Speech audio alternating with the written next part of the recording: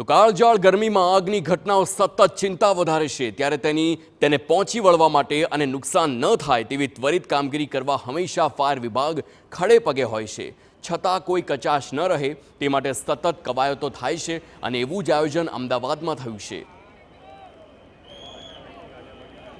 તો અમદાવાદમાં સતત વધી રહેલી આગની ઘટનાને લઈ ફાયર વિભાગે વિશેષ આયોજન કર્યું। નહેરુનગરમાં આવેલ વિનસ બિલ્ડિંગમાં ફાયર વિભાગની ટીમે મોક ડ્રીલ યોજી, જેમાં ફાયર, સ્થાનિક પોલીસ, આરોગ્ય વિભાગ અને જિલ્લા વહીવટી તંત્રના લોકો સામેલ થયા, જેમાં કૃત્રિમ આગ લગાડી બિલ્ડિંગના લોકોને બચાવવા અને બહાર કાઢવા માટેની કામગીરી કરવામાં આવી છે। હાઈરાઇઝ ઇમારતોમાં ફાયરની ઘટનામાં સ્વ બચાવ કેવી રીતે કરવો તે અંગે અધિકારીઓ દ્વારા માર્ગદર્શન પણ આપવામાં આવ્યું છે। ફાયરના સાધનોનો ઉપયોગ કેવી રીતે કરવો તે અંગે પણ સ્થાનિકોને માહિતી આપવામાં આવી છે। શહેરમાં આગ લાગવાના સતત વધતા જતા બનાવો બાદ ફાયર વિભાગ દ્વારા વિવિધ જગ્યાઓ પર મોક ડ્રીલ છે તેનું આયોજન કરવામાં આવે છે।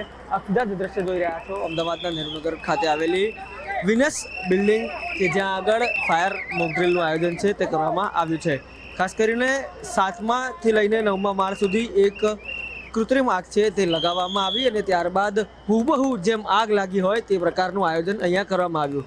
આ પ્રકારની મોક ડ્રીલમાં ખાસ કરીને ફાયર વિભાગ, 108, પોલીસ, ટ્રાફિક પોલીસ, આ ઉપરાંત બિલ્ડિંગનો જે ફાયર સિક્યુરિટી સ્ટાફ છે તેનું પણ જે મદદ છે તે લેવામાં આવી। આ દ્રશ્યમાં જુઓ, બિલ્ડિંગમાં મોટા પ્રકારે ખાસ કરીને મોટી સંખ્યામાં જે લોકો છે તે કામ કરે છે। અંદાજિત 5000 લોકોને સૌથી પહેલાં ઇવેક્યુએટ કરવામાં આવ્યા। પ્રાથમિક આગ લાગવાની જ્યારે જાણ થઈ ત્યારે ફ્લેટના જે ફાયર અલાર્મ સિસ્ટમ છે તે એક્ટિવ થયા અને ત્યારબાદ શરૂ થઈ મોક ડ્રીલ। અને આ મોક ડ્રીલમાં ફાયર વિભાગ પાસે જે અત્યાધુનિક લેડર છે તેનો પણ ઉપયોગ છે તે કરવામાં આવ્યો છે। આ લેડરના ઉપયોગની મદદથી જે 2 લોકો ઉપર ફસાયેલા હતા તેમનું રેસ્ક્યુ કરવામાં આવ્યું છે અને આ રેસ્ક્યુ કર્યા બાદ હવે હાઇડ્રોલિકની મદદથી તેમને નીચે ઉતારવામાં આવી રહ્યા છે અને નીચે ઉતાર્યા બાદ 108ની મદદથી તેમને તાત્કાલિક સારવાર માટે ખસેડવામાં આવશે। પરંતુ ખૂબ અગત્યની વાત, જ્યારે હાઈરાઇઝ બિલ્ડિંગોમાં આગ લાગતી હોય છે ત્યારે એક નવા બનાવો ધ્યાનમાં આવે છે કે લોકો ઉપરથી કૂદતા હોય છે। આ પ્રકારના બનાવો ન બને તે માટે પણ ફાયર વિભાગ છે તે લોકોને સમજાવી રહ્યું છે, કેમ કે કૂદવાથી જીવ બચે તેવું ક્યાંય હોતું નથી અને તે જ માટે જે ફાયર વિભાગ દ્વારા વિવિધ જગ્યાઓ ઉપર ફાયર મોક ડ્રીલ છે તેનું આયોજન છે તે કરવામાં આવતું હોય છે। આપ દ્રશ્ય જુઓ, જે 2 લોકોને રેસ્ક્યુ કરવામાં આવ્યા છે તે લોકોને હવે નીચે લાવી દેવામાં આવ્યા છે અને 2 લોકોને પ્રાથમિક સારવાર માટે તેમનું સ્વાસ્થ્ય કેવું છે તેની ચકાસણી કર્યા બાદ જે પણ યોગ્ય નિર્ણય છે તે લેવામાં આવશે।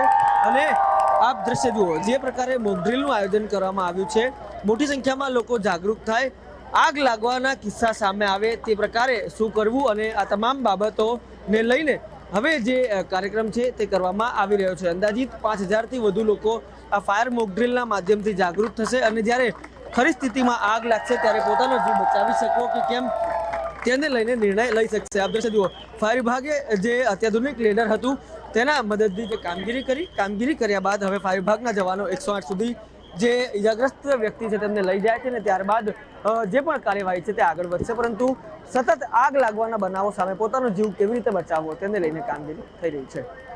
કેમેરા પર્સન તોસીફ મલિક સાથે રોનક વર્મા, TV9 અમદાવાદ। તો આપે જોયું કેવી રીતે હાલ મોક ડ્રીલનું આયોજન કરવામાં આવ્યું છે। અમદાવાદના નહેરુનગર વિસ્તારમાં જો હાઈરાઇઝ બિલ્ડિંગમાં આગ લાગે છે ત્યારે કેવા પ્રકારની કામગીરી કરવીને કેવી રીતે સ્વ બચાવ કર્યો તેનું પણ આયોજન અને શીખવાડવામાં આવ્યું છે।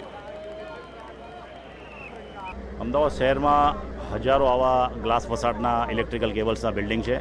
ખાસ કરીને ત્યાંની પબ્લિક સેફલી ઇવેક્યુએશન કરી શકે, બેઝિક ફાયર ફાઇટિંગ કરી શકે, સર્ચ એન્ડ રેસ્ક્યુ ઓપરેશન કરી શકે। નજીકના ફાયર સ્ટેશન, જે અમદાવાદ ફાયર બ્રિગેડના ચીફ ફાયર ઓફિસરની ટીમ છે, નજીકના ફાયર સ્ટેશનથી આવીને તે લોકોને ટ્રેનિંગ આપવામાં આવે છે। એક મોક ડ્રીલ પ્રેક્ટિસ કરવામાં આવે છે જેથી કરીને કોઈની જાન ન જાય, કોઈ ઇન્જર્ડ ના થાય અને ખાસ કરીને સ્મોક મેનેજમેન્ટ કેવી રીતે કરવું, ફાયર ફાઇટિંગ કેવી રીતે કરવું, ઇવેક્યુએશન કેવી રીતે કરવું એની એક બેઝિક ટ્રેનિંગ આજ રોજ મોક ડ્રીલ સાથે કરવામાં આવેલી છે।